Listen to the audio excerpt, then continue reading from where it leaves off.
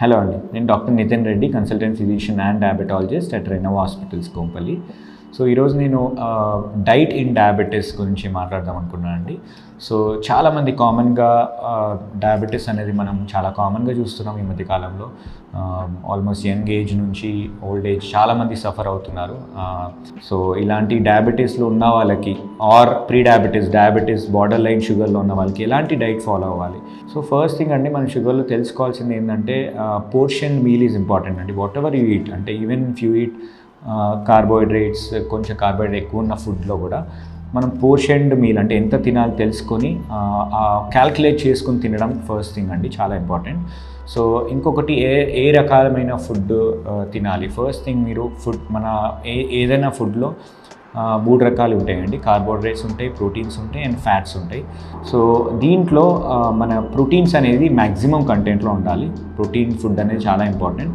So protein maximum ఉండాలి and fat and carbohydrate should be minimal quantity. So ఈ protein foods ఏంటి? మన తినే ఆహారంలో మనం యూజువల్గా మన సౌత్ ఇండియన్స్ తినే దాంట్లో ప్రోటీన్స్ దేంట్లో ఉంటాయి?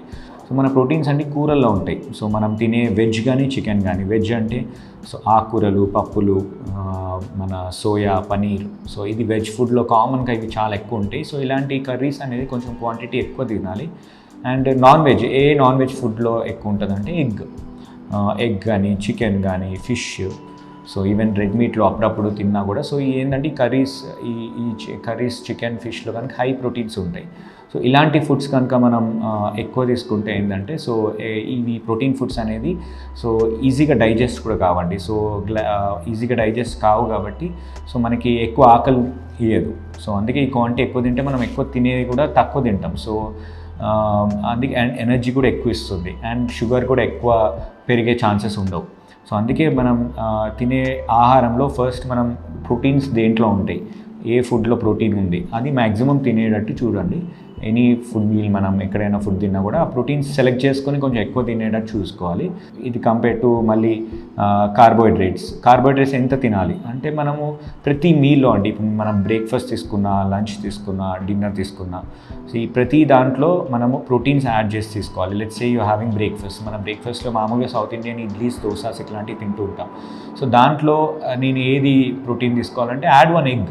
ఒక ఎగ్ యాడ్ చేయండి మార్నింగ్ బ్రేక్ఫాస్ట్లో. మీరు తినే 4 ఇడ్లీలు తింటే ఒక 2 ఇడ్లీస్ తిని ఒక 1 or 2 eggs యాడ్ చేయండి. So then morning oats are also healthy. And then లంచ్లో నేను చెప్పినట్టు రైస్ కన్నా కర్రీ క్వాంటిటీ ఎక్కువ తినాలి.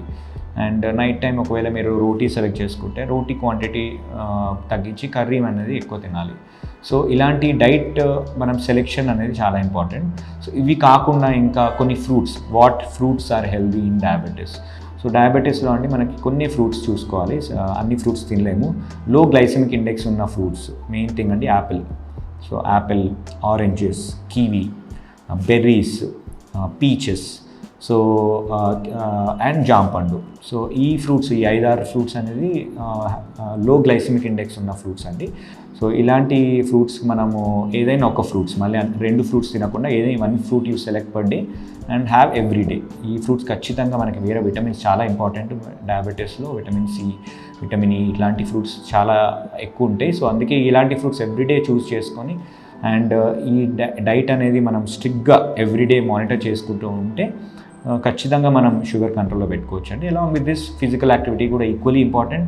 At least 30 to 45 minutes per day మనం ఫిజికల్ యాక్టివిటీ చేస్తే కనుక ఖచ్చితంగా మనం sugar along with the medications, ఈ diet and physical activity are equally important.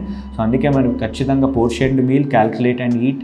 Proteins ఎక్కువ తినండి, కార్బ్స్, ఫ్యాట్స్ తగ్గించి and whatever you eat choose proteins and protein quantity ఎక్కువ చేస్తే కనుక మనం షుగర్ డెఫినెట్లీ కంట్రోల్ చేసుకోవచ్చు. Thank you.